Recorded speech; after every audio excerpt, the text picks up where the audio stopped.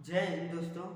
हम लोगों ने पिछली वीडियो में पढ़ा रहा था कि आकाशगंगा ना आकाशगंगा से स्टार्ट किया था कि आकाशगंगा का निर्माण कैसे होता है और कितने आकाशगंगा मिलते हैं जो सुपर क्लस्टर बनता है ना। तो ये सब सारी जानकारियां प्राप्त हुआ था हम लोगों को। और हम लोगों ने अभी जाना था कि आकाशगंगा जिस आकाशगंगा में सूर्य रहता है उसको हम लोग मंदाकिनी बोलते हैं ना। तो जिस आकाशगंगा में सूर्य रहता है उसको हम लोग मंदाकिनी बोलते हैं। और मंदाकिनी में क्या है, मंदाकिनी में सूर्य स्थित रहता है और ग्रह रहते हैं और नक्षत्र रहते हैं और तारामंडल स्थित रहते हैं ना।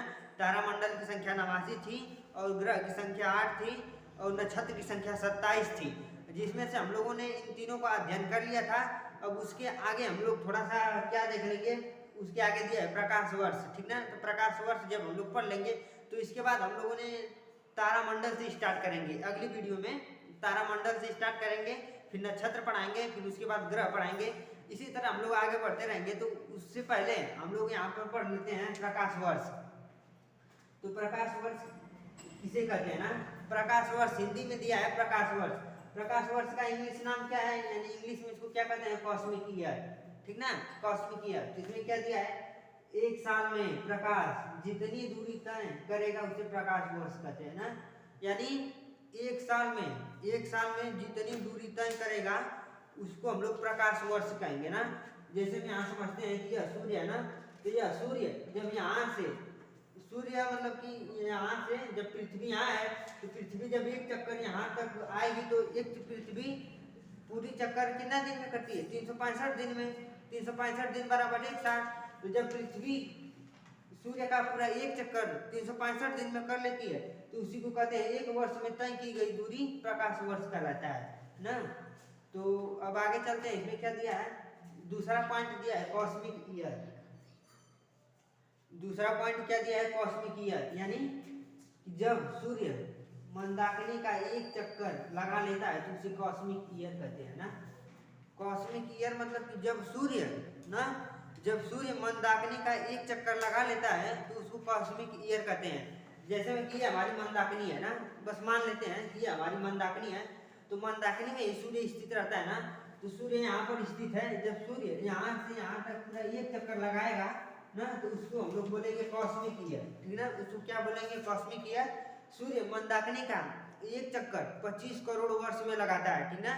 सूर्य मंदाकिनी का एक चक्कर कितने समय में लगाता है, तो 25 करोड़ वर्ष में लगाता है। अब आगे क्या दिया है, सूर्य मंदाकिनी का एक चक्कर 25 करोड़ वर्ष में लगाता है, ठीक ना, ये तो पढ़ लिए। अब अगला पॉइंट इसमें क्या दिया है, अगला पॉइंट दिया है खगोलीय इकाई, ठीक है ना। खगोलीय इकाई अगला पॉइंट दिया है। तो इसमें क्या दिया है, पृथ्वी और सूर्य के बीच औसत दूरी को खगोलीय इकाई कहते हैं ना। पृथ्वी और सूर्य के बीच औसत दूरी को खगोलीय इकाई कहते हैं। तो इसको समझ लेते हैं कि खगोलीय इकाई क्या होता है, मतलब पृथ्वी है, पृथ्वी यहाँ पे है और सूर्य यहाँ है, तो पृथ्वी और सूर्य के बीच में जो दूरी है, ठीक ना, उसको हम लोग खगोलीय इकाई के नाम से दर्शाते हैं, जो कि अभी एक प्रकार से दूरी ही है। तो आगे क्या दिया है, यह एक दूरी है जो 14.96 या 15 करोड़ किलोमीटर है, ठीक ना। सूर्य से पृथ्वी कितनी दूरी पर है, तो यह माना गया है कि 14.96 या 15 करोड़ किलोमीटर दूरी पे है, ठीक ना। फिर अगला क्या है, प्रकाश वर्ष या खगोलीय इकाई दूरी को दर्शाता है ना। तो हाइड्रो प्रकाश वर्ष है ना, प्रकाश वर्ष है, तो ये भी क्या कर रहा था कि 300 मतलब एक साल में, ठीक ना, एक साल में जितना प्रकाश मतलब ज्यादा था तो उसको प्रकाश वर्ष बोल देता था। तो ये भी एक दूरी तय करता था। और यहाँ पर खगोलीय इकाई, पृथ्वी और सूर्य के बीच की दूरी को खगोलीय इकाई कहते हैं, तो यह भी एक दूरी का ही मात्रक है ना। तो यहाँ पर क्या दे दिया है, प्रकाश वर्ष या खगोलीय इकाई दूरी को दर्शाता है। प्रकाश वर्ष हो या फिर खगोलीय इकाई हो, दोनों किसको दर्शाएगा, तो दोनों दूरी को दर्शाएगा, ठीक ना। अब आगे क्या दिया है, जब सूर्य से पृथ्वी दूर हो जाए तो अपसौर होगा ना। जब सूर्य से पृथ्वी दूर हो जाए तो उसको क्या बोलेंगे, अपसौर बोलेंगे।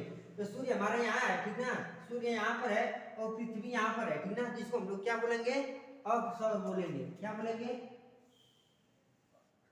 अपसौर,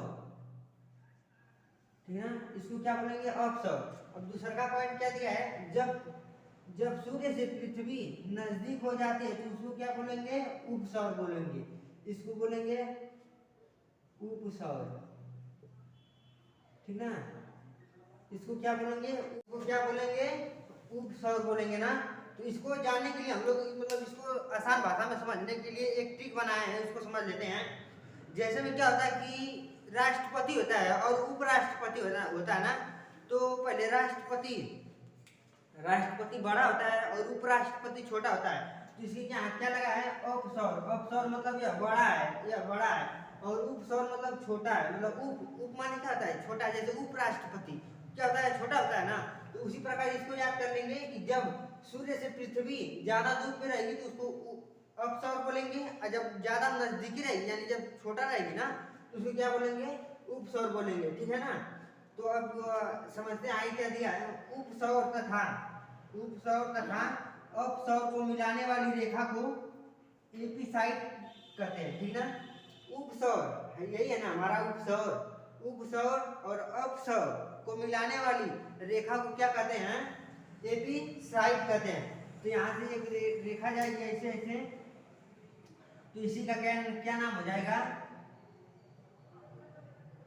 एपिसाइड, ठीक है। एपिसाइड, इस रेखा क्या नाम है, एपिसाइड। यानी उपसौर और अपसौर को मिलाने वाली रेखा को हम क्या कहते हैं, एपिसाइड कहते हैं, ठीक ना। अब आगे क्या दिया है देखते हैं। सूर्य से पृथ्वी सबसे दूर 4 जुलाई को तथा सबसे नजदीक 3 फरवरी को होती है ना। यानी जो पृथ्वी है ना, जो है पृथ्वी है, सूर्य से सबसे दूरी पर किस दिन को होती है, तो यह हो जाएगा 4 जुलाई को। सूर्य से पृथ्वी कितने, तो यहाँ पर क्या हो जाएगा 4 जुलाई। 4 जुलाई सूर्य से पृथ्वी सबसे अधिकतम दूरी पे 4 जुलाई को होती है, और सबसे नजदीक, ठीक ना। और सबसे नजदीक कब होती है, तो सबसे नजदीक 3 फरवरी को होती है, ठीक ना। 3 फरवरी पृथ्वी सूर्य से सबसे नजदीक कब होती है, 3 फरवरी को होती है। लेकिन इसमें एक कंडीशन है, देखो कुछ लोग कहते हैं कि देखो जब पृथ्वी सूर्य से इतना नजदीकी है 3 फरवरी को, तो यहाँ पर क्या पड़नी चाहिए, ठंडी पड़नी चाहिए ना। और यहाँ पे क्या पड़नी चाहिए, सॉरी मतलब ये क्या है, सबसे नजदीक है। तो सबसे सूर्य बहुत ज्यादा गर्म है और सूर्य से ज्यादा गर्म पृथ्वी आगे है, तो यहाँ पर क्या पड़नी चाहिए, गर्मी पड़नी चाहिए। और जबकि यहाँ पर सबसे दूर है तो यहाँ पे क्या पड़नी चाहिए, ठंडी। लेकिन क्या होता है, भारत में 4 जुलाई को एकदम खतरनाक गर्मी पड़ती है, ठीक ना। 4 जुलाई को एकदम खतरनाक गर्मी पड़ती है, और 3 फरवरी को एकदम ठंडी लगती है ना। तो यह सबसे नजदीक है लेकिन तब वो भी ठंडा यहाँ पड़ता है, और यह सबसे दूर है तब वो भी यहाँ पर ज्यादा गर्मी पड़ती है। ऐसा क्यों होता है ना, तो इसको समझते हैं। देखो जैसे में कि पृथ्वी है ना, पृथ्वी अपने अक्ष पे कितने डिग्री पर झुकी हुई है, तो 23.5 अंश पे झुकी है ना। तो यहाँ पे 23.5 अंश पे झुकी हुई है। जब ये ऐसे जाएगी तो यहाँ पे पहुंचेगी, कितना यहाँ पे पहुंचेगी। तो जब यह सूर्य है, तो जब सूर्य का प्रकाश जाएगा ऐसे ना, जब सूर्य का प्रकाश जाएगा यहाँ पृथ्वी पे, तो डायरेक्ट एकदम पृथ्वी पर पड़ेगा, ठीक ना। मतलब डायरेक्ट भारत पे पड़ेगा। भारत हमारा कहाँ है, यहीं पे उत्तरी गोलार्ध में भारत स्थित है ना। तो डायरेक्ट सूर्य की किरण कहाँ पड़ेगी, भारत पे पड़ेगी, और यहाँ पर ज्यादा से ज्यादा गर्मी पड़ेगी। और यहाँ पर क्या है कि हमारा भारत यहाँ पर आ जाता है, तो सूर्य का जो प्रकाश है इस वाले हिस्सा पड़ता है, निचली वाले हिस्सा पड़ता है ना। तो यह क्या हो जाता है, ढक जाता है, यहाँ प्रकाश नहीं पहुंच पाता है। इसलिए सबसे नजदीक होते हुए भी यहाँ पे गर्मी नहीं पड़ती है, ठंडी पड़ती है, ठीक ना। तो हम लोगों ने यह इसमें पढ़ लिया है, और हम आई होप आप लोगों को समझ में आया होगा। या अब इसकी अगली वीडियो में हम लोग क्या पढ़ेंगे, अगली वीडियो में पढ़ेंगे हम लोग तारामंडल, ठीक है, तारामंडल पढ़ेंगे। तो आई होप आप लोगों को समझ में आया होगा। मिलते हैं अगली वीडियो में, तब तक के लिए जय हिंद।